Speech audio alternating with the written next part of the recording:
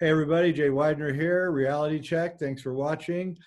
Subscribe and hit share and all that stuff to make me get up to the top. Today we've got a really interesting guest. The reason that I found this guest so interesting is because, as you guys know, I'm interested in the plasma fields and the ether and Trevor Constable's work, and we had Ken Schwartz on a few weeks ago. He knew Trevor, and talking about the plasma beings that seem to be all around us that are invisible. You guys know that I've had my own experiences. And so about a year ago, I was looking and I found this book. And this book became like really important to me because I'm a photographer, and this is actually the operator manual for how to create your cameras, how to recreate your camera so that you can actually catch these invisible critters on them. And so my guest today is the author of this great book, Nik Hayes. Nik, how are you? Very well, thank you, Jay. Yeah, thank you. Very good. Yeah. Great book. I was wondering if you could just start out by telling us the original story at the beginning of the book about what happened to you while you were walking your dog. Okay, so Christmas Day evening, 2008, I had two Bedlington Terriers, little dogs, and I decided to take one of them out for a walk, and it was freezing cold. There was like a mist coming up off the ground, and also like a mist in the sky, and there was ice on the floor.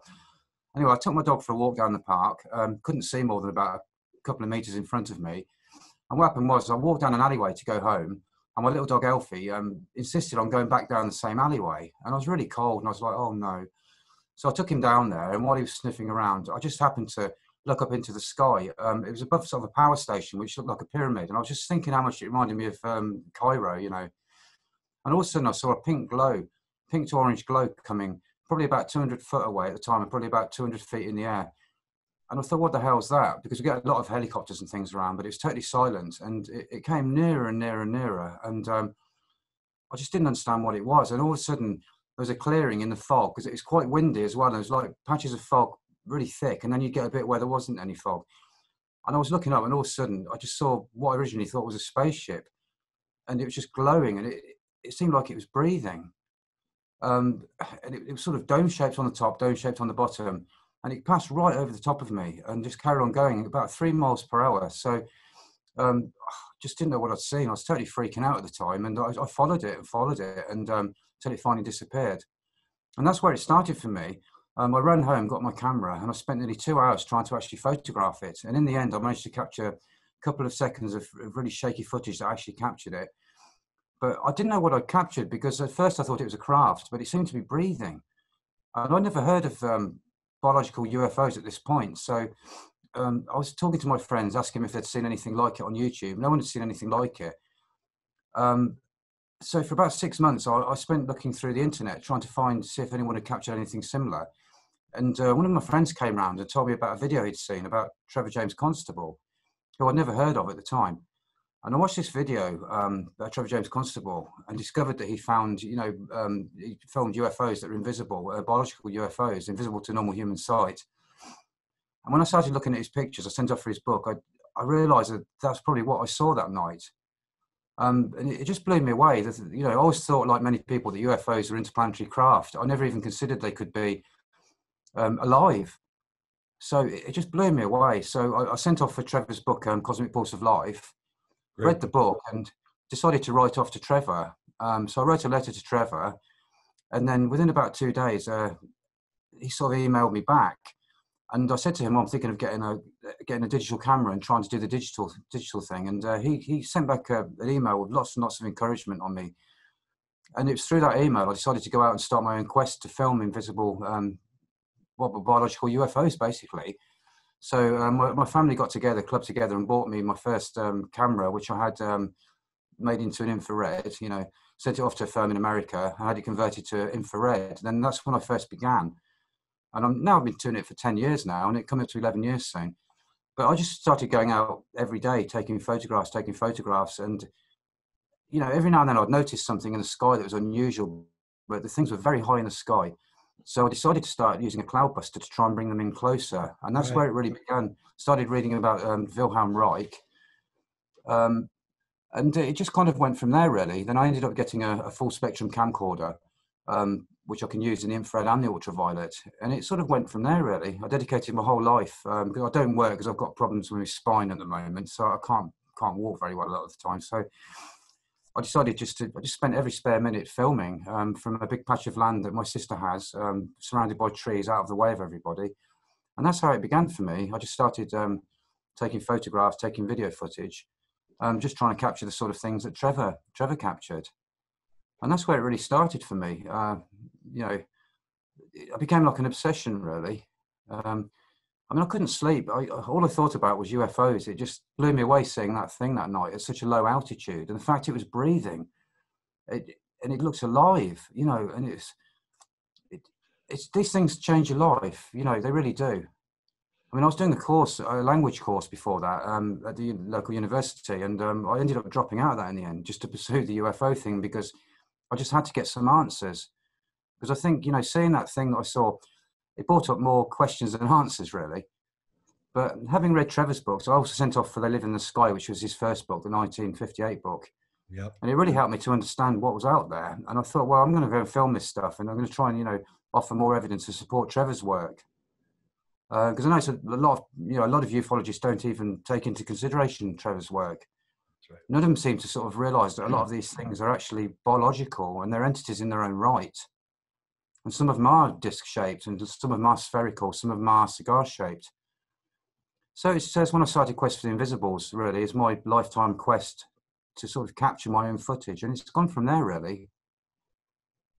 Yeah, I used your book, and I converted one of my Canon 5D over to full spectrum and got the filters and everything. And I haven't captured anything for sure, but I personally have had at least 2 encounters with these things. One time I was out in the San Luis Valley in southern Colorado on a really nice, clear fall afternoon. And I looked up in the sky, and I thought for the first few seconds that I was looking at a big, clear plastic bag floating in the wind. Right. And you could just see the outlines of it. It was translucent, but I could see the outlines of it. And I looked closer, and I realized that it was shaped like a manta ray. You know? And it was using its wings. It was like doing this, and it was like I say it was doing like circles over my head. And I was like, what am I looking at here? And because I could see the clouds behind it. So I was looking right through it. And I think it was because the sun was at an angle right before setting that I saw it at all. And then I kept looking, and another one came up. And there was 2 of them now, and they were both dancing and playing with each other. And I was like, what? And then a third one came up. And now I had 3 that were all doing this weird dance with each other and floating around, and there was no wind. I want to point out, the first thing I noticed is, wait a minute, that can't be a plastic bag in the wind because there's no wind. And then I watched, and they just kind of drifted away into the distance until they were gone over the desert. And I was like blown away by it. And that's how I got started. That's when I got your book and started reading Trevor Constable's books and really getting into this, because I had no explanation for this. And the fact that they resembled sea creatures was another thing that kind of blew my mind. It was like, what is going on? And then it was again a perfectly clear day, but it was cold, a bitter cold morning in December.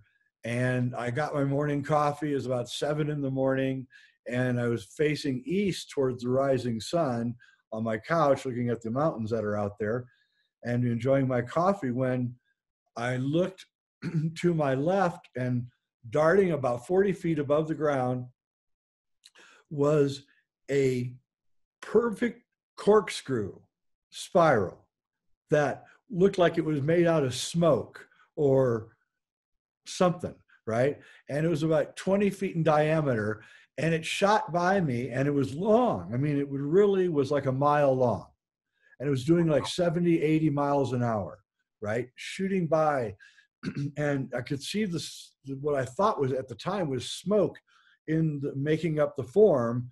I could see it drifting, and I could see the thing kind of breathing too. And it shot by me, and I went, well, what was that? You know, at first I thought it was like some kind of Army weapons test or something, right?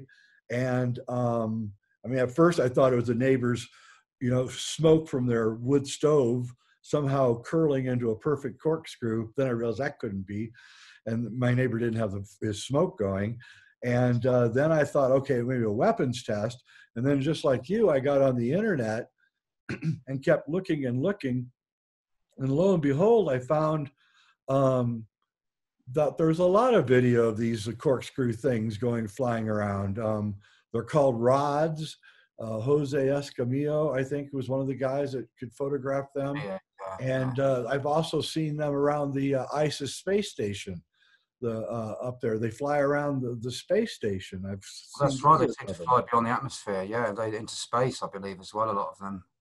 I mean, NASA caught some critter-like creatures on one of their missions, didn't they? In using ultraviolet, one of the STS missions.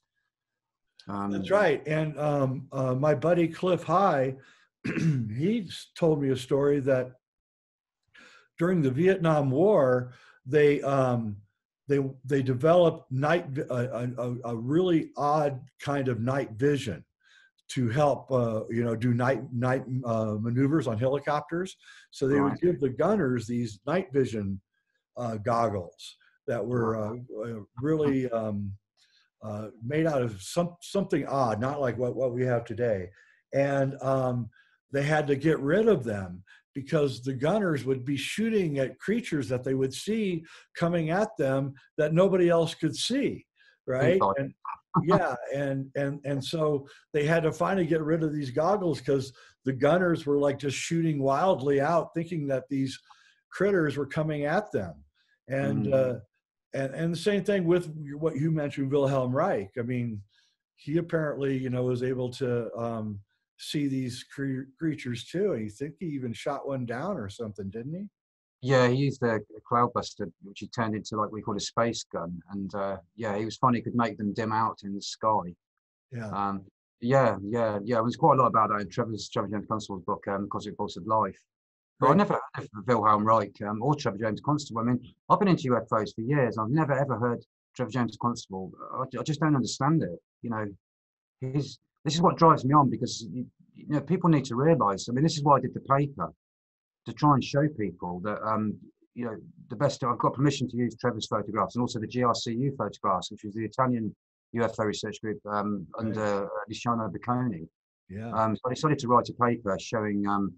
Along co-wrote it with my friend, who was an orgonomist, Leon Southgate, and wanted to sort of include footage from different countries, obviously America, Italy, and there's something from Romania in there, and also the stuff from England that I've caught. But it's important that people realise, and time after time I watch the television and they talk about these UFO things, and nobody seems to even consider the fact that any of them could be biological. And it's. You're right. And if you go to YouTube and you put UFO in, you just start watching the videos, you really don't see the hard surfaced UFOs, and 90% of them, they're soft edges with lights. They're dancing around in the sky. And I would say most of what you're seeing in the UFO videos are what you're talking about. And there are hard-edged machines, but they could be ours. Honestly, I mean, I know people in the space, at NASA, and they secretly tell me that there's a secret space program, and they have flying saucers, and they're flying around. So how much of that stuff is ours, right? That people see. So once we remove the fact that there's a bunch of secret vehicles flying around, right? And then we look at the rest of the footage that's being caught, we can begin to see that actually it's this stuff that they're getting mostly, not alien vehicles. Well, that's the thing, and they seem to be able to. They seem to be plasmoidal, and they seem to be able to change their form, and they can split and come back together. And this is what I found really really interesting. The fact that, and they seem to be conscious beings, a lot of them. Some seems to be sort of sky creatures and sky beings, and they are telepathic. I mean, there's quite a lot of stuff that I've filmed that I haven't released yet. I think a couple of things are on this paper that I've done. Some huge bioforms that are blue, and you shouldn't even see blue in the infrared because those colours are, the filter has kicked them out, but they're clearly blue. And these things are huge. They're like 30, 35, 40 feet across, and they're at an altitude of about 30 foot. And I knew they were there. I went out in pitch darkness with no flash and filmed. I was taking 20-second and 30-second exposures, infrared exposure, in total darkness. And these things are appearing on just some of the pictures. And I could feel them, almost like they were communicating with me. And I've got this very sour taste in my mouth, something which I've read about in Trevor's book. And Dr. James Woods used to say that he got a bitter taste. And I remember thinking, because I smoke a lot of the time, I was thinking I would never notice a bitter taste, but I did. I had this really acrid taste in my mouth. And I just felt that they were there. So I just set up the camera and started filming. And sure enough, they were there. It's opened up a whole load of different things to me. And also I filmed entities. It's took me on many different sort of ways, Quest for the Invisible, from sort of beings in the sky to sort of entities and all sorts of things. But yeah, they're definitely plasmoidal. They definitely seem to be plasmoidal, and they can change the shape, which is something that Trevor talks about. And the thing is, at the end of the day, people see lights in the sky and they think there's some spaceship that's come from another galaxy just to sort of flash lights at them and, say, oh, here I am. And the fact is, I believe that, some of these beings are showing themselves for a reason. They seem to latch onto people. And when you go out there wanting to see them, it's like they know. They do. This is what I'm finding. The more and more I do it, you become sort of tuned into their reality. That's right. I like to use the line from the Mothman prophecies. You notice them, and they notice that you notice them. Yeah, that's right. Yeah, and that's kind of what I think. There's this young kid. Well, not kid. He's in his 20s. A kid to me, I guess. And he's in New Zealand. And I can't find his videos. I think they may have gotten knocked off on the YouTube purge because I've been looking for them. I wanted to show you one of them. And what he was doing, if anybody finds or knows where these videos are, send me a link. This is amazing. He would take a big mirror, right, on a sunny day. Yeah. And he puts his camera on, and then he goes and he flashes the sun into the sky for like 20 minutes. Right. Yeah. And he's like, come on, guys, come on. And then pretty soon you start seeing them appearing in the sky, and they're all lights dancing around, and they're clearly, conscious entities. Yeah. There's a guy, there's a few people in England doing, people all over the world doing it, but there's a guy in England, I think, was it Mr. Anomalous, I think his name is. He's got a YouTube channel, but he uses flashing technique as well. Plus, the calling, the kind of telepathic calling. Right. Because the telepathic thing works, wherever you're looking, your concentration goes, your thoughts go out there. And these things, but it can become very overwhelming when I've been doing Quest for the Invisibles for 10 years straight, and it becomes your whole reality. It does.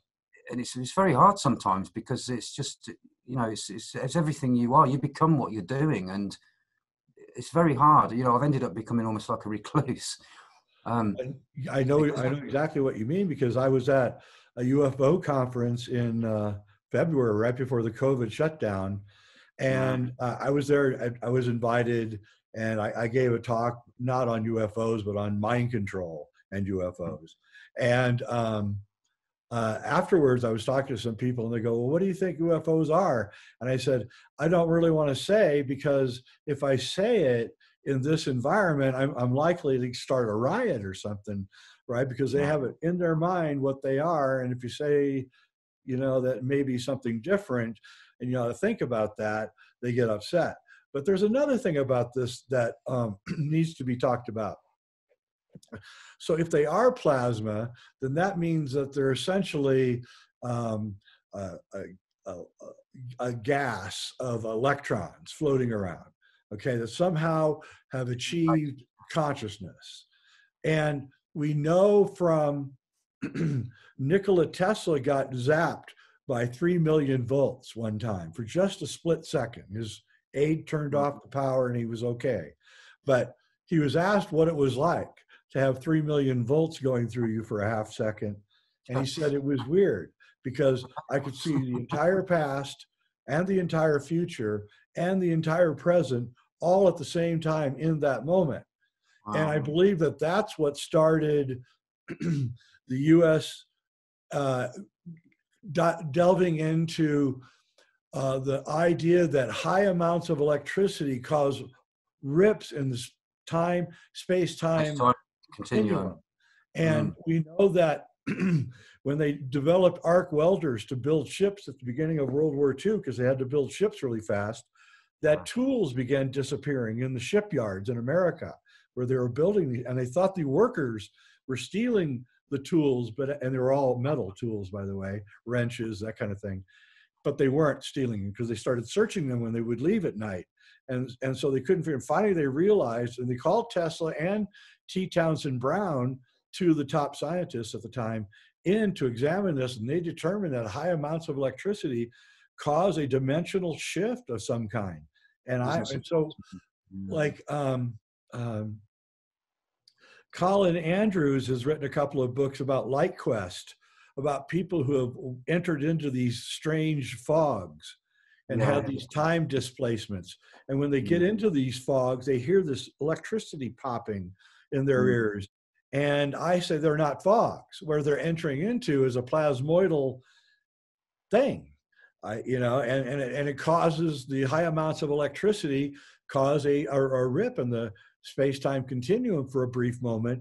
And so they'll have really odd experiences, as he has enlisted in his books.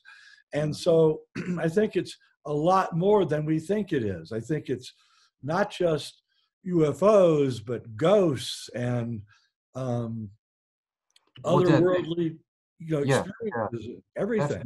Well, I believe I believe they're made of organ energy, because you see, excited organ energy.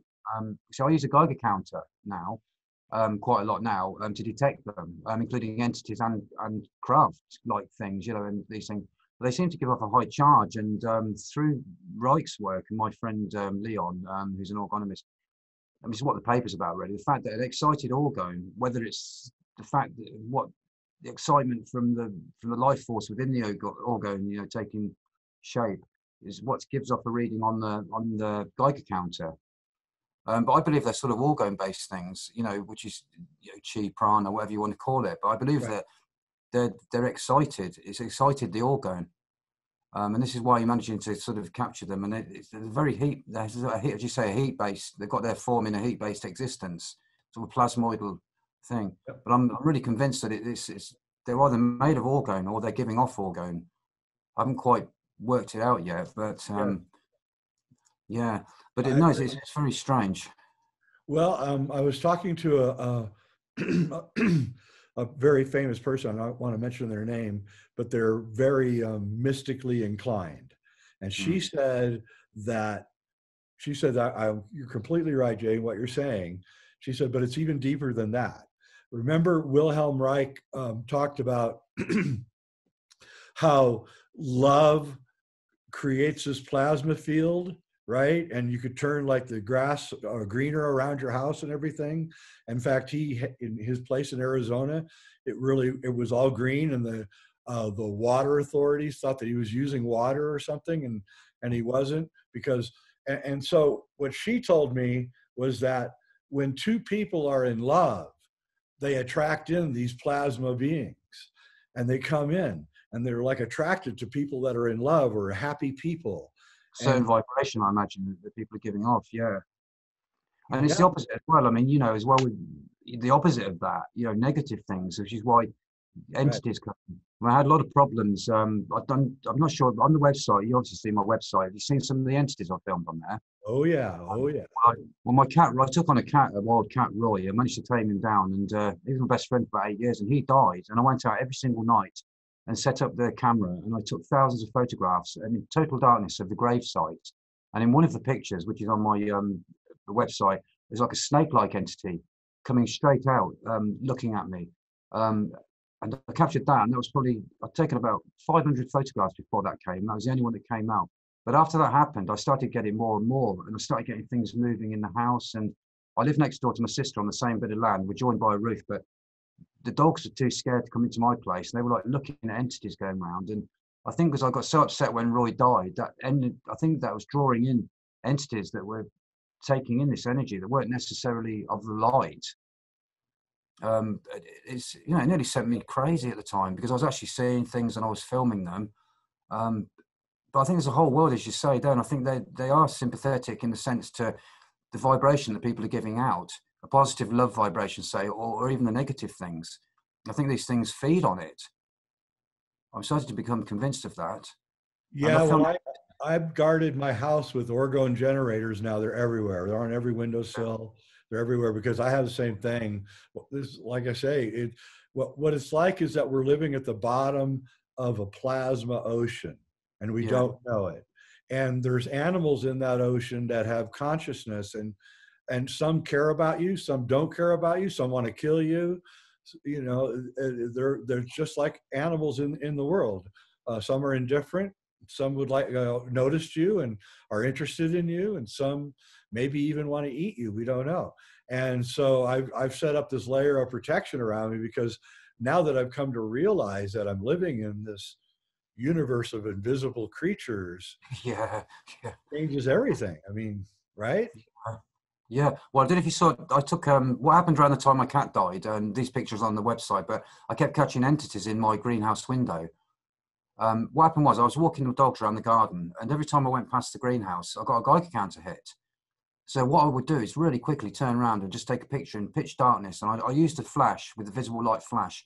And that seemed to put enough light into the greenhouse to actually light up these entities and make them show in the infrared. And I caught 4 different entities. I think the first one was a ghostly looking entity. The second one, I think, looked like an ET. The third one looked like it had horns, and it looked like it had a little cat or something. And above it, it looked like 2 snarling skulls. And then the fourth entity I caught had a really weird face with big teeth. And I started capturing them all the time. I was convinced that was some kind of a portal. So I got rid of all the mirrors in my room because the dog started barking and snarling at the mirrors. And I thought I saw an entity in the mirror once. And so I basically painted the mirror black and buried it in the garden. So I've taken all the mirrors down from the house now because it becomes very unnerving and people don't realize this. You know, they say, oh, that's a good photo. You know, you caught these entities in the greenhouse. But when you're taking photos, it's not just a photo. These things are actually in your consciousness in a sense, and they're in your reality. And, you know, you're brought up to believe that these things don't exist. And it, as you said, well, you know, with the things that you've seen, it totally twists your whole perception of reality. You know, a lot of people don't even consider that these things are real.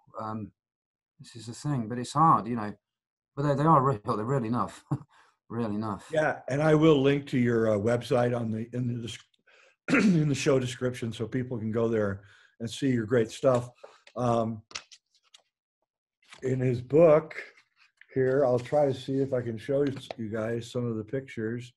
These are what they look like. That's the insect. Yeah, they're on the right. They're the insects. That's showing the what insects look right. like. On the other side, yeah, that's showing you how insects elongate, which is what a lot of people mistake for rods. But you see the repeated. I've put that in there just to show people that. Oh no, that's good. Here's a one that's real. Oh yeah, I've got videos on YouTube which show that thing flying. Yeah, you do.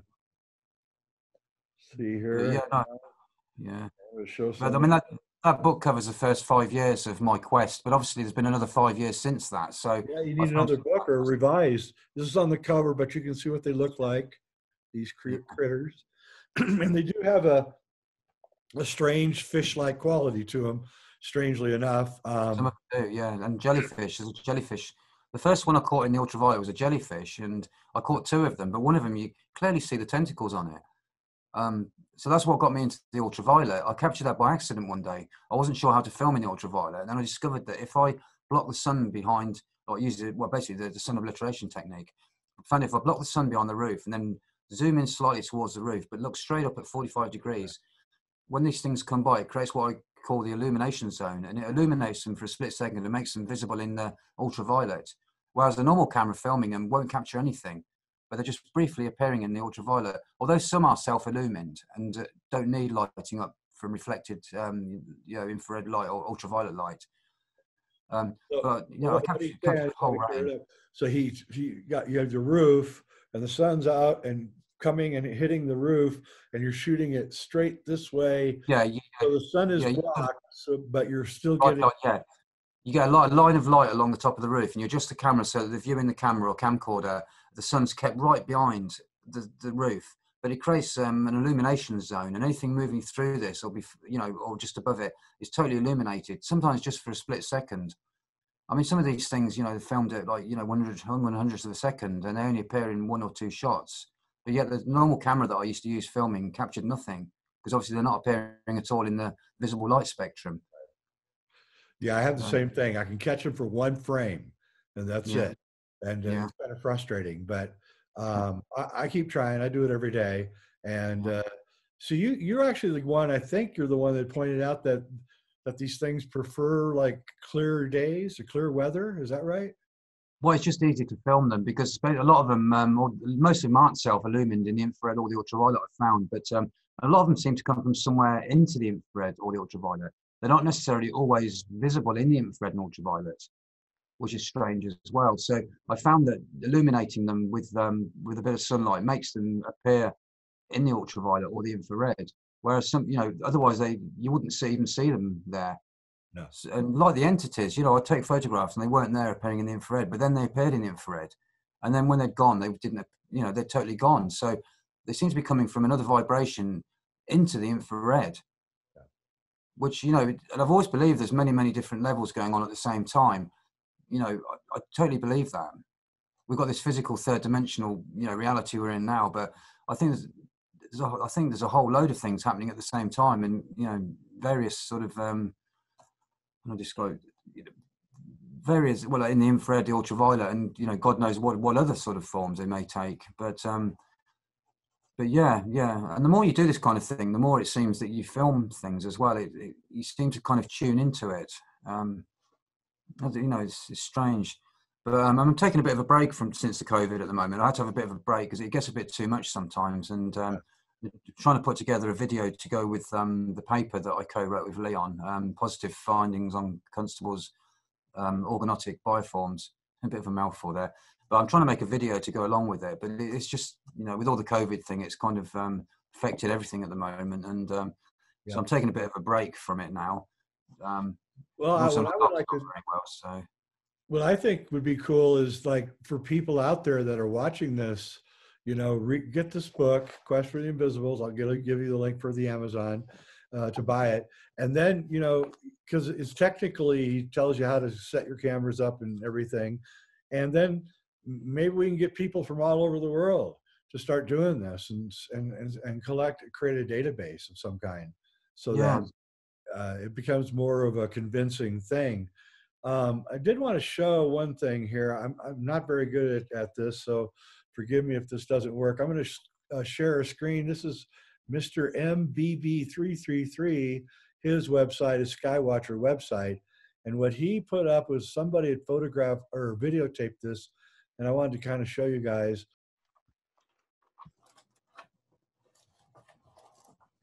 There we go. So anyway,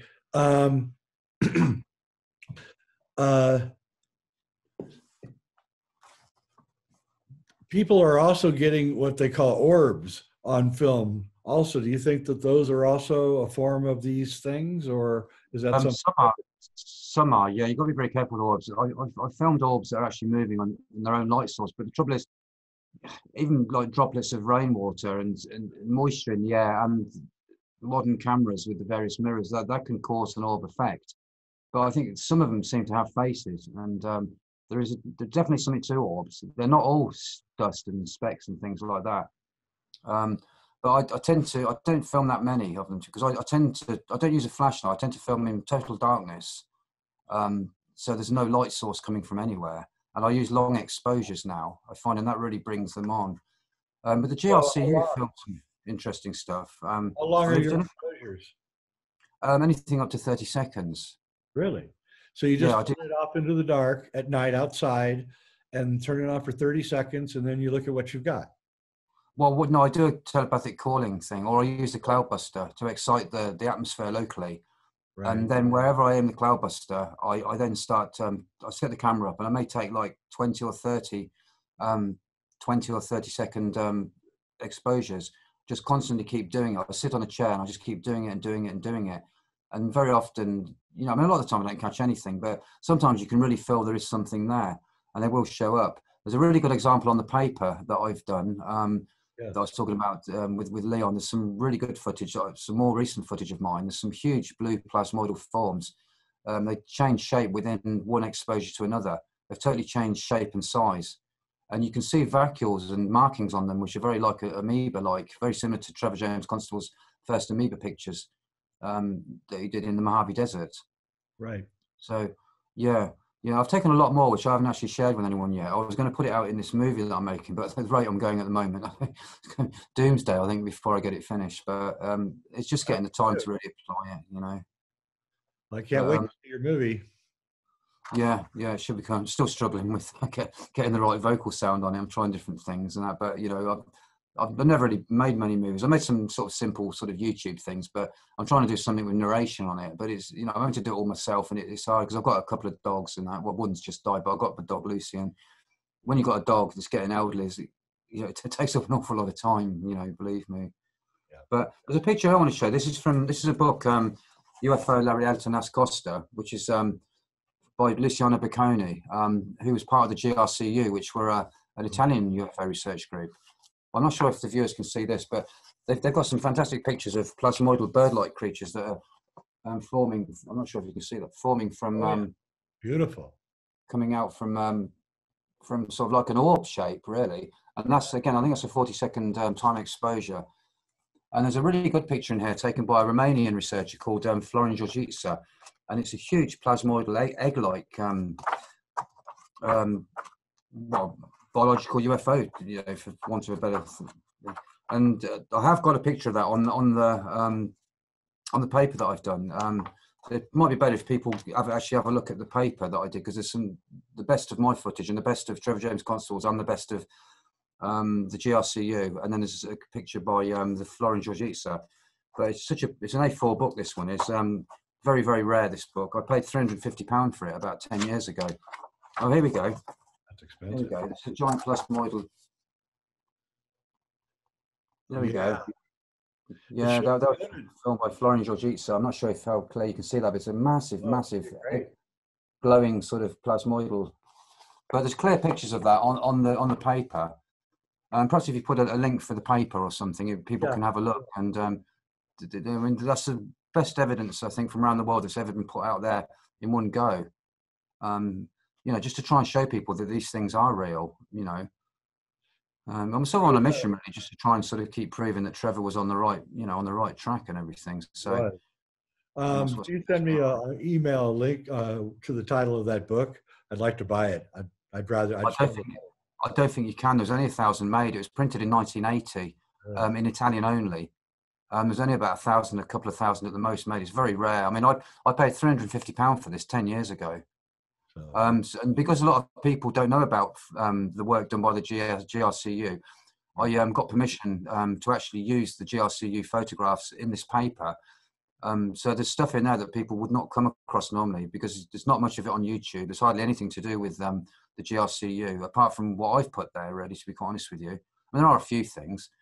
But, you know, they caused some fantastic stuff, the GRCU, and there's 25 of them. Unfortunately, a lot of them died young, and they've got a big archive, which we can't track down. We don't know what happened. I think Luciano Bocconi died from a heart attack, I think, when he was in early 50s. And I think the rest of them died around the same time.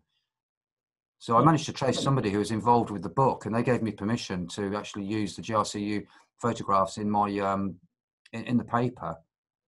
But I think that paper that I've done with Leon is probably the best thing that people can look at to get an idea of the best of the GRCU and of my work and Florin Georgica's work, because you won't see it anywhere else, because it's never been reprinted. I think Cosmic Pulse of Life, there's a couple of pictures in Trevor's book, Cosmic Pulse of Life. There's a few GRCU pics in there. It's strange how no one will consider this as a viable scientific inquiry. It's so strange. Well, it makes you wonder whether there's an agenda. You know, it's like an agenda to push the UFO thing. It makes me wonder whether that's being pushed our way. I mean, I've had a lot of problems. I mean, I've had my equipment was seized when I sent it to America. I mean, I've told this story before, but I sent my camera off to America a second time, my second camcorder, to get it converted into full spectrum. After about a couple of weeks, got hold of the firm and they said, oh, it hasn't arrived. And it was taken off at Kennedy Airport. Next minute I know, I've got black cars sitting up by my house following me. Went on for nearly 2 months, watching me, watching my sister, watching members of my family, getting on the bus, following me. It was like full on. And then I was out with a Cloudbuster one day, talking to a friend on the phone, and they sent a military helicopter over that came really low. It looked like it was going to land on top of my roof. And plus a lot of other stuff, which I don't really want to talk about really, but, you know, you can attract some attention from places that you don't want to when you're putting this stuff out there. It's almost like they don't want to hear it, or they don't want you putting it out to other people. Yeah, that's kind of what I found, is that this is like the most forbidden topic almost, and you can't find anyone to even consider it, actually. And then look at what happened to Wilhelm Reich. I mean, he died in prison. You know, he was literally arrested and died in prison here in the United States. You know, he ran from fascism and he found it here. You know? Yeah, it just shows you, doesn't it? I mean, he was, well, as well as Tesla as well, isn't there? You know, those sort of people, they seem to be sort of tuning into something, but the government seems to, take what they want from it. Then obviously they're the pursuit. I reckon they're pursuing it. It's like Cloudbusters. I mean, especially these are organized. There's been problems with that at the moment. It seems that some people are kicking up a fuss about the whole organized thing, and they don't like you talking about Cloudbusters. They don't like you talking about free energy. They don't want people tapping into this kind of thing. It would be, I would say you're absolutely right. And this isn't just going on today.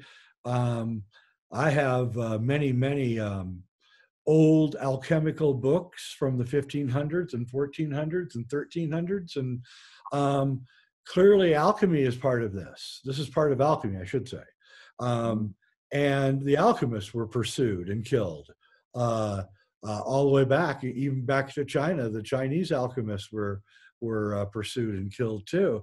And you got to wonder, because it seems to me, and I'll just say this, probably this might be the first time I've ever said this, but I believe that the philosopher's stone of alchemy is actually something that attracts in these plasmoidal beings. And once it gets concentrated enough with this etheric energy, then you can consume it, and then you take that into your body and you become longer lived. Your chi. It's chi, it's prana, it's like you said. It's all of those things, different points of view of looking at it, but we know that they don't want us to talk about this stuff for some reason, and I have no idea why. Well, it's like, life energy. It was like the ancients as well. You've got a lot of stone circles, this sort of things. You've got ley lines, especially, you've got a lot of monuments in England and stuff like that. It comes under the same sort of subject, really. But, the Chinese accept the whole thing of, well, not just the Chinese, but a lot of Asians, you show them an empty tube. Most English people say, well, there's nothing in there. But the Chinese man, when he'll say that it's full of chi, And this is actually the same as the Cloudbuster, which is, again, the Cloudbuster is the same as, it's drawing, it's manipulating the organ energy, the organ potential, which can change the atmosphere, the weather, can manipulate the weather, which is, what Trevor James Constable went off to do. I mean, I'm not particularly interested in the weather part of it, but I do use Cloudbusters for an attraction tool. I agree, yeah. And for those of you who don't know, Cloudbusters are a device that Wilhelm Reich created to attract in orgone energy, which he believed was all around us. Wilhelm Reich was working every day with the orgone energy, and one day he went into a totally dark room, and he looked down and he saw that he was glowing blue. His skin was glowing slight blue, and he realized that he was, he had been working with the orgone so much that he was literally, it had consumed him more or less. And that he kind of took a break at that point and decided that he would cut back on working with it so much because he was afraid for, he wasn't sure about the health part of it at the time. I think probably be okay with a lot of orgone in you. It depends. He found he could get it to glow blue in a vacuum. In a vacuum, he found it glowed blue. No, so it's a very interesting topic. And before I'd heard of Trevor James Constable, I never knew anything about. I'd heard of Chi and stuff like that, but I'd never really gone into it or looked into it really. I thought it was a bit of a sort of a hippie, new agey thing, and it's something I never really looked into. But having read Cosmic Pulse of Life and then finding out more about Wilhelm Reich, and my friend Leon Southgate, the guy, he contacted me and became really firm friends. But he's an orgonomist. He's an academic orgone researcher. And he's done a lot of experiments. He's filmed entities. He's filmed all sorts of things. And we've been working quite closely together, especially on this paper.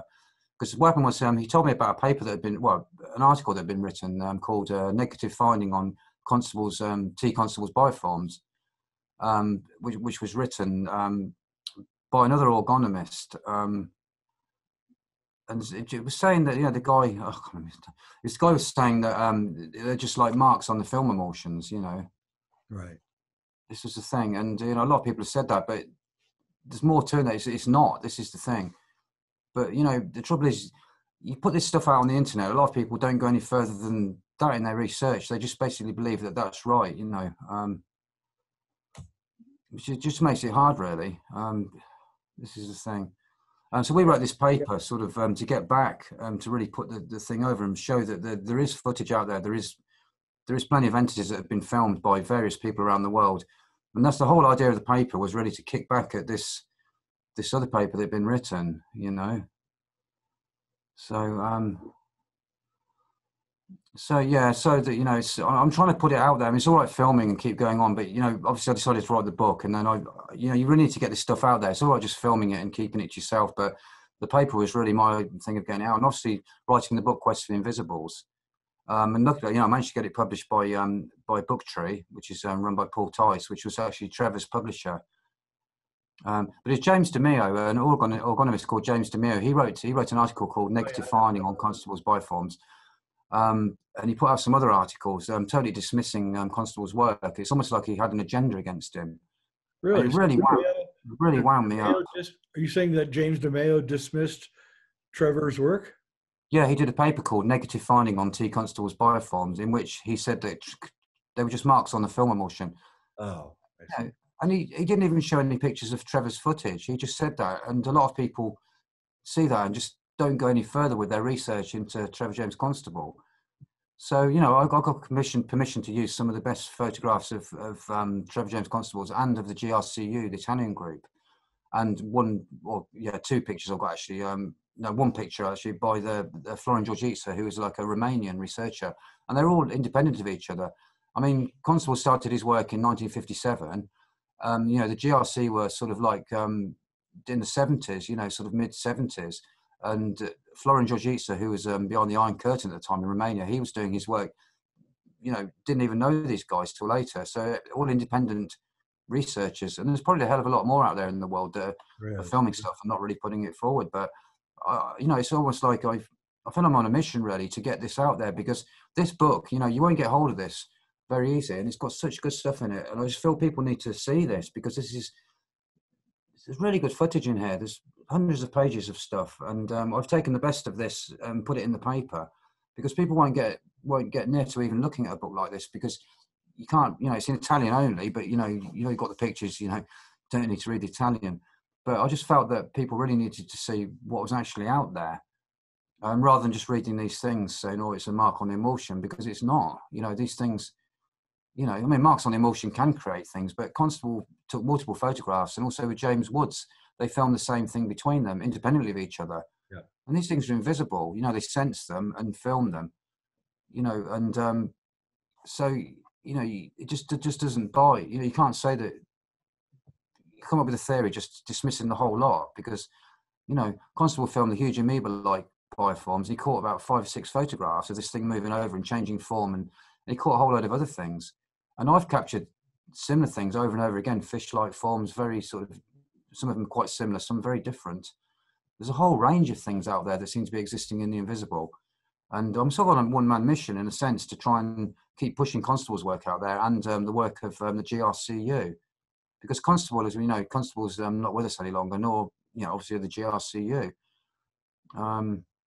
So, and it's an art form, and I'm glad you're staying on it. And if you ever do finish that film, let me know, because I have contacts in Amazon and Netflix and Gaia, and I can help you with the distribution part, which is the hardest part after making it. Well, it's more of a sort of bit of a documentary, really, just to go along with the actual paper. I mean, I'm not some big filmmaker with lots of good equipment. It's just basically just a YouTube type video, but using the photographs and me talking over the top and showing different things. But it's just such a massive. I mean, I think it was 70,000 words or something. The paper. You try putting that into an hour or an hour and a half long film. There's just so much to say. Right. So I don't know, but it's something I'm planning to sort of do eventually. I'll just keep doing little bits of it, but it's just trying to get the time to constantly put the time in to do it all. But this is the thing. Yeah. I want to thank you for being on Reality Check, Nik Hayes, and his book Quest for the Invisible. Incredibly interesting subject. It's the subject that haunts my life right now. I'm completely into this, and it's really, really glad to have you on my show, Nik. Thank you. Oh, it's a pleasure. It's a pleasure. All right, folks. This is Reality Check. I'm Jay Weidner. Thanks for watching. Make sure you hit share and all that other stuff, and we'll see you next time. Thanks.